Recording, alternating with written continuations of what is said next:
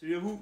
Aujourd'hui, je vais vous montrer comment on peut domotiser une porte de garage ou un portail. Alors, ce qu'il faut savoir, la particularité des portails et des portes de garage, c'est qu'ils fonctionnent souvent avec des contacts secs. Et en plus, la commande se fait par principe d'impulsion, donc un contact impulsionnel. C'est-à-dire qu'on appuie en relâche, type bouton poussoir pour déclencher l'ouverture. Cette même commande sert également à l'arrêt et souvent aussi à la fermeture. En l'occurrence, aujourd'hui, je vais vous montrer sur un portail, une porte de garage, pardon, Novoferm. Donc là, ça fonctionne vraiment avec ce principe-là d'impulsion. Je vais utiliser un module de chez Cubino. Par contre, la particularité de ce module-là, c'est qu'il est alimenté en 230 et lorsqu'un relais se ferme, il envoie du 230. Afin de ne pas détruire mon moteur de garage, je vais y ajouter un contacteur. Donc en l'occurrence, j'ai un tableau qui est de Schneider. Donc je vais remettre un contacteur Schneider qui lui permettra d'alimenter la bobine en 230 via le Cubino. Et le relais se chargera juste d'envoyer l'information. Ce qu'il va falloir faire, c'est que sur ce petit module de chez Cubino, il va falloir que je lui applique un timer donc d'ouverture et de fermeture. Je vais partir sur un principe inférieur à 1 seconde, donc probablement une demi-seconde. Et on va voir un peu ce que ça donne. Et ensuite, on va lui apprendre à faire le retour d'état pour la porte de garage. Parce qu'il faut savoir que lorsqu'on gère un contact sec, donc ces fameux contacteurs impulsion, il n'y a aucun retour d'état qui est envoyé par le moteur, ou en tout cas, à ma connaissance, c'est pas le cas. Sur ce modèle-là, je vous le confirme, c'est pas du tout le cas. Le Novoferm ne fait pas ça. Donc on va y rajouter un petit contact d'ouverture-fermeture. En l'occurrence, j'ai choisi Xiaomi. Et avec tout ça, on va créer un virtuel, ce qui va nous permettre de piloter correctement notre porte de garage, d'avoir le retour d'information de ouvert ou fermé. Et ensuite, derrière, si on est un peu fun, on va essayer de le rentrer aussi dans la fonction domotique, peut-être Homebridge. Donc on va voir ça. Je vous montre un petit peu tout le matériel qu'il vous faut. Le montage très rapidement, attention c'est du 230 donc on est vigilant à ce qu'on fait, et après une petite démo. Voilà, donc nous y revoilà. Donc je vais vous présenter les produits, donc il va nous falloir le Cubino, il va nous falloir également un contacteur, il va nous falloir un tournevis, et bien sûr un peu de câblage. Je vous épargne la mise en place des câbles. Ce qui va être intéressant de comprendre sur cette histoire. Donc le Cubino il va être alimenté avec un neutre, une phase. On va récupérer un relais. Le relais va venir alimenter la borne A1 du Schneider qui va ressortir elle-même sur un neutre. D'accord. Donc comme je le rappelle, la sortie Q1 du Cubino délivre 230 volts qui vont venir alimenter donc le fameux bobinage du contacteur du Schneider qui aura donc comme incidence de venir fermer les relais. En cas de doute, vous retrouverez directement souvent sur les contacteurs tout le schéma, donc A1, A2, 230 volts, et là on voit que c'est un contact normalement ouvert, donc quand on l'alimentera, on aura donc bien une fermeture du contact qui reliera le pôle ici 1 avec le pôle inférieur 2 ici, et qui permettra donc de faire le lien. Donc on avait vu tout à l'heure que sur les motorisations de portail et de porte de garage, qu'il faut impérativement donc faire une impulsion, et on va se servir donc du contacteur pour relier les pôles, et on demandera au Cubino d'agir en 0,5 secondes ou 1 seconde, ce qui aura comme effet de faire une impulsion sur le contacteur. Donc je le monte, et puis après on fait un test.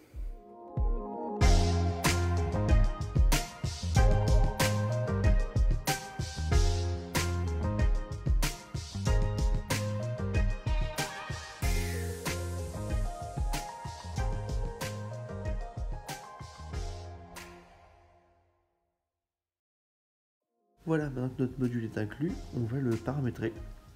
Donc pour ce faire, on va aller sur configuration, qu'on va retrouver sur la droite ici. Ça va nous permettre de faire quelques petits réglages. Donc on va retrouver ici les commandes. Donc voilà, moi j'en ai modifié quelques-unes qui vont permettre de les retrouver facilement avec le Q1, le Q2, donc en l'occurrence les relais. Quand c'est paramétré, eh ben, on leur donne ce petit nom-là, ça permet d'avoir vraiment un accès rapide. Voilà, donc je leur ai donné un nom, donc là ils sont actifs et visibles. On va aller paramétrer tout ça, donc il faut aller dans les paramètres. On va aller sur le 15, turn on, turn off. Par défaut c'est réglé sur 1 milliseconde, donc sur cet item là.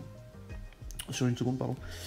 Moi je le règle sur 10 millisecondes, donc c'est le temps de réponse entre une ouverture et une fermeture. C'est le système qui acceptera ou non de réagir. Donc moi 10 millisecondes c'est parfait. Ensuite on va aller sur le réglage numéro 11, donc le Q1. c'est le combien de temps il va mettre de passer de l'état mis en marche à off. Par défaut, c'est un réglage qui est mis sur 0 pour pas que ça se ouvre et ça se ferme tout seul. Moi, je vais le passer en 10 millisecondes. Donc ça va permettre au système, en fait, lorsqu'on va envoyer la commande on, de couper au bout de 10 millisecondes pour faire le fameux impulsionnel. Donc c'est ça qui est important, c'est ça qui va donner l'ordre à la porte de garage, donc de s'ouvrir et de pouvoir ensuite renvoyer un ordre de faire un stop, de renvoyer un ordre de fermeture. Donc vous voyez là on va remplir dans la case 11, 10. Une fois que c'est fait, c'est sauvegardé automatiquement, on fait la croix et on va donc quitter. Voilà, on va aller faire nos réglages directement avec un virtuel. Voilà. Moi j'ai déjà fait porte sectionnelle, on peut le voir au milieu. Donc on clique dessus pour vous montrer. Donc je vais faire une commande. On va ajouter une info virtuelle, donc on va appeler état. On va aller sur le capteur. Donc vous voyez c'est marqué garage capteur. Donc ici vous allez mettre votre capteur Xiaomi avec son retour d'état d'ouverture. Donc c'est ce qui va permettre au système de savoir où on en est. Et bien sûr on va créer une commande virtuelle pour le portail, donc ce qui va donner un ordre. La valeur, en haut vous mettez porte de garage, moi en l'occurrence c'est la commande du Kubino, et en dessous deuxième valeur vous remettez le capteur. Donc voilà, hop, comme ça vous pouvez voir que c'est effectivement bien la commande, et en dessous donc de nouveau le capteur Xiaomi. Pour l'ouverture ça permet d'avoir le retour d'état dans votre système. Donc voilà, vous pouvez également modifier le nom qui est sur la gauche. Donc voilà, on enregistre, on quitte. On ferme tout ça, hop, donc oui, configuration, on ajoute le toggle, donc c'est important de donner cette information là, ça permet au système de savoir si c'est un bouton poussoir ou autre, donc là en l'occurrence oui. Dans l'état on fait la même chose, configuration, garage état ouvrant, ça permet aussi à notre système de savoir si c'est une porte de garage, un portail, etc. Mais ça n'a pas d'incidence sur le comportement, c'est juste une remontée dans le bridge. Voilà ce que ça donne en haut à droite, porte sectionnelle, vous pouvez le voir. Si j'appuie dessus ça ouvre, ça stoppe, ça ferme. Donc moi ça fait propre. Une fois que c'est configuré ici, donc vous pouvez le piloter. Moi je vais rentrer dans Homebridge. Voilà. Donc on va cliquer sur le garage. De paramétrer Homebridge, je vais vous expliquer ce qu'on va faire. Voilà. Porte sectionnelle. Je clique dessus. Et voilà, vous allez pouvoir voir. Donc portail, on retrouve les informations qu'on a rentrées tout à l'heure. Ce qui est important, c'est dans personnalisation des états.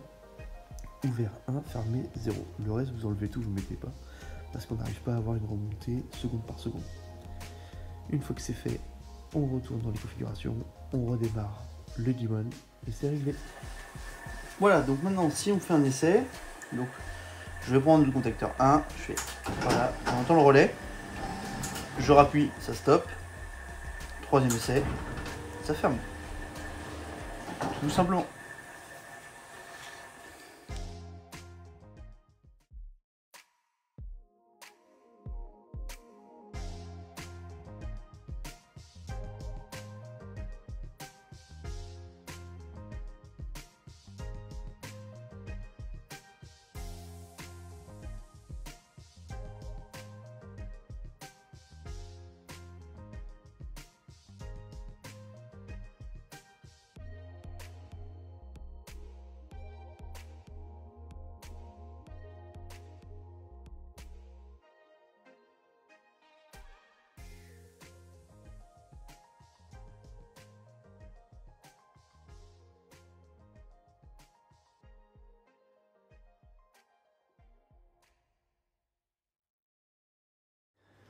Voilà, donc conclusion d'histoire, on en a fini. Vous venez de voir qu'effectivement, c'est pas si compliqué que ça de domotiser une porte de garage ou même un portail, vu que c'est le même comportement.